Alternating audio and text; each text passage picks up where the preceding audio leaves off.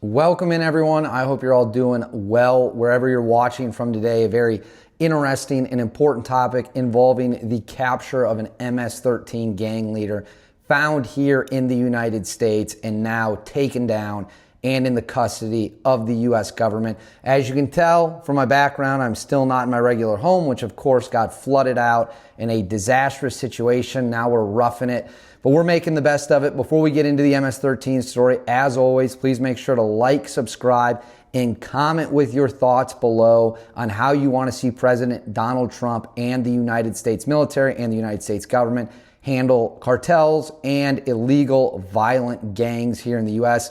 Now let's get into it. So early Thursday morning on March 27th, Attorney General Pam Bondi, I will put it up here on the screen for you right now, announced the capture of a high-ranking MS-13 gang that was here in the U.S., captured in Virginia. Of course, MS-13 is widely known as being the most vicious, the most violent gang you find here in America. They're absolute scumbags. They're absolute criminals. And that's exactly how they ought to be treated, how they ought to be looked at, how they ought to be spoken about. We got to get these scumbags off the streets, and that's exactly what has happened now after this raid went down. Let's get into the details of what exactly occurred. So what are exactly the details of what went down with this incredible raid to take down this MS-13 leader? This is from Fox News, again published the morning of March 27th. It says, U.S. authorities have captured the MS-13 top leader for the U.S. East Coast,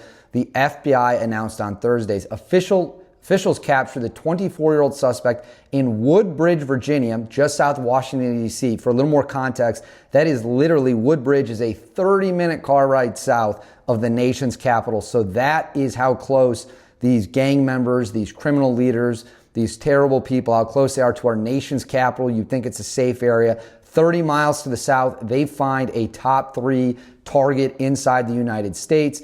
It says authorities have yet to release the suspect's name, but they say he is one of the top 3 leaders of the MS-13 gang in the U.S., just like I said. Attorney General Pam Bondi and FBI Director Kash Patel watched the arrest unfold from a nearby Tactical Operations Center, also known as a TOC. TOC, Deputy Attorney General Todd Blanche, and Senior DOJ official Emily Bove were also present. Bondi told Fox News they executed a clean, safe operation and the bad guys in custody. And thanks to the FBI, we got one of the worst of the MS-13 off the streets this morning. Virginia in the country is a lot safer today.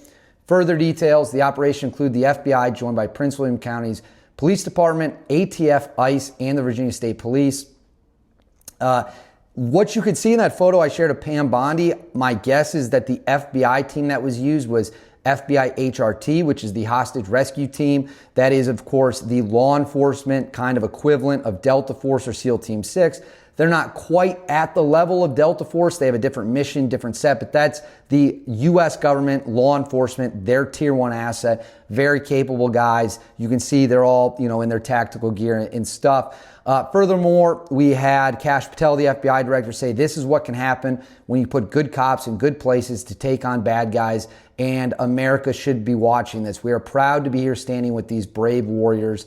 Thursday's operation is only the latest, targeting top-level members of gangs and drug trafficking rings operating in the U.S. The FBI, furthermore, has arrested 3 individuals on its top 10 most wanted list in the last, I believe, 2 months alone. So we have some reaction videos from people involved. We're going to play those now, and then we're going to break down what it means, what it signals, all of that and much more. Let's roll some reaction videos right now. First reaction is all of our law enforcement officers are safe. That was the number one thing. They're safe. They executed a clean, safe operation and the bad guys in custody. And thanks to the FBI, we got one of the worst of MS-13 off the streets this morning. We were able to be out here in force to show the American people, to be here in person, that this means a lot to her and the mission. Safety is our primary concern of these communities, and we effectuated that today. This is what happens when you let good cops be cops. And we're going to continue to let good cops be cops across this country. President Trump gave us the executive decision to go after and safeguard our communities. General Bondi is our warrior of justice leading that charge. So there you have Kash Patel, Pam Bondi, weighing in on the importance of taking down an MS-13 gang leader. And President Donald Trump also weighed in. I will throw this up on the screen for you all right now. He kept it short, he kept it simple, he kept it sweet, he kept it straight to the point. Just captured a major leader of MS-13. Tom Homan is a superstar. So what does all this mean? What does it signal? What steps could come next? More than anything, President Trump was elected in large part because he promised the American people that he was going to do whatever it took to keep communities safe, cities safe, our citizens safe, and we were going to go out and we were going to crush bad guys. We were going to go out, we're going to crush the cartels, we're going to crush these illegal, violent gangs. And MS-13 is the worst of the worst. These are some of the most disgusting humans you will ever see walking the planet. It's that simple. And that might be tough for some people to hear, might be tough for some people to stomach, but these are animals. That's who these people are. They're absolute animals. And just like with a rabid dog or a rabid coyote, whatever it might be, you can't tolerate it. So they come in heavy Thursday morning, full tactical gear. I'm sure they had armored vehicles, everything, the whole 9 yards, and they come in and they crush these dudes. They take this guy off the street. We still don't know his name. He's just identified as the East Coast leader of MS-13 and a top 3 MS-13 leader in the entire country. And now he is sitting in handcuffs. He is sitting in U.S. custody, locked up, where he will face justice for all the things MS-13 has done. And I can promise you this, it's not going to end here. This isn't going to be the last MS-13 person we see taken off the streets. Not even close. The Trump administration, the Department of Justice, the FBI under Trump, Pam Bondi, Kash Patel, and every other organization who's been tasked with cleaning this mess up has every intention of doing that. And let's look a little further south of the border now, to Mexico. What do we think's going on in Mexico? The drug cartels are watching this go on. The drug cartels are watching what's going on in the Middle East. They're seeing the drone strikes. They're seeing the special operations. And you know as well as I do, they're looking at that and they're thinking to themselves, these guys aren't playing games. They don't want anything. These drug cartels don't want anything to do with this. That's the fact of the matter. They don't want any beef with the United States military. But unfortunately for them, this fight's not going to happen on their terms. It's going to happen on our terms.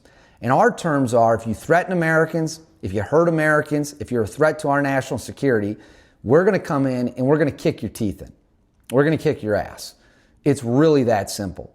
And whether it's a direct action raid, a drone strike, or a raid before the sun's even up, like we just saw 30 minutes south of D.C. in Virginia, we're coming one way or another. That's how I read the situation. I think the Trump administration is going to keep the pressure up, keep the pressure high, and we are going to see more of these scumbags put in handcuffs and locked up where they belong. I give all the credit in the world to the brave officers involved in the operation, the people who planned it, the people who found this guy. And I want to hear your comments below, what you think about the situation. How do you want to see these people handled? How do you want to see MS-13 handled? Make sure to like and subscribe. I'm hopeful that I can be back in my place sooner than later. Unfortunately, probably not. So I hope you guys are okay with the white background for a time. It ain't sexy, but it's what we have to work with. We're doing our best here. Either way, leave me your comments below. As always, I'll catch you next time.